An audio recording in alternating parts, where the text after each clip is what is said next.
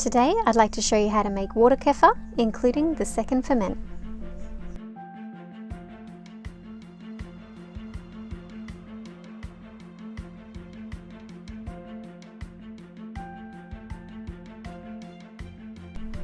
Today on the boat it's a little bit windy, so we're hanging out inside, and I thought I would show you how I use my water kefir. So basically, if you haven't heard about it, water kefir is about 30 different types of probiotic bacteria. If you Google the benefits, you will be absolutely amazed at how good this is for you. In this bottle I've got my grains and sugar water. The grains are fed with a sugar water solution, and over about 2 to 3 days they break down the sugars and the water takes on the probiotic benefits of the grains. You can see some nice healthy bubbles to show that it's alive.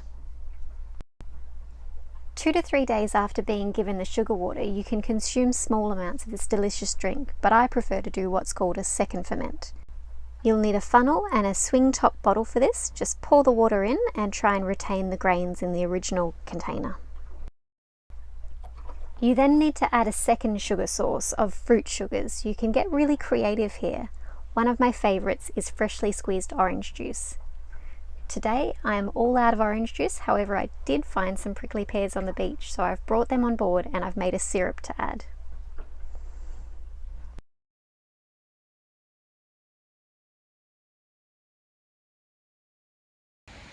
So Alex and I have decided it's a good day for foraging for some food, and he's gone off spearfishing, and I am looking for prickly pears, which there seems to be plenty of.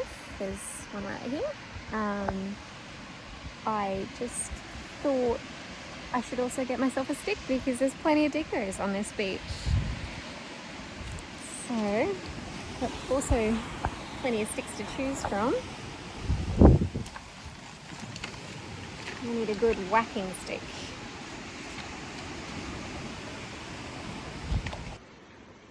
Check it out. A bird and a dingo.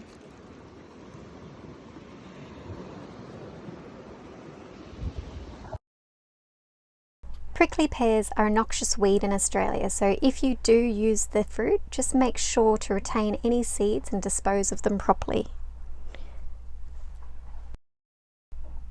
After making my syrup, I made sure to collect all the seeds and pop them into the bin. I then added this syrup to my second ferment. Once capped, this will trap the gases inside, and over 2 days or so will give the beverage a slightly effervescence and bubbly appeal. The bacteria eat the sugars and it's amazing. I then fill the original bottle up with fresh water, making sure to leave enough room for my sugar water.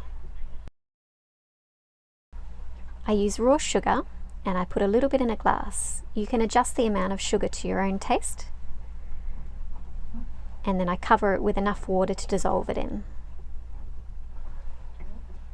You can use hot water as well, but as I live on a boat, I choose just to use the cold.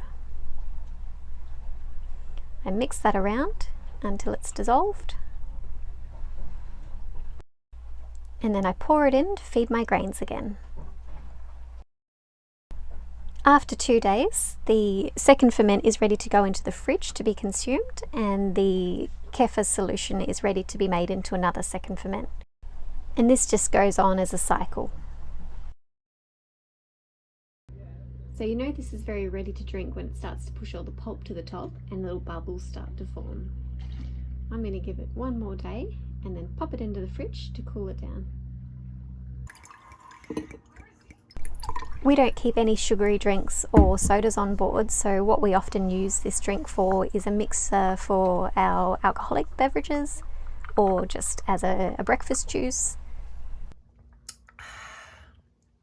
Thanks for watching everyone. I hope this has been helpful.